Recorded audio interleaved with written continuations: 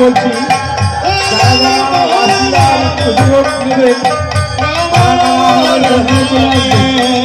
এই পরবর্তীতে আমাদের রাসলীলা শুরু হয়ে যাবে।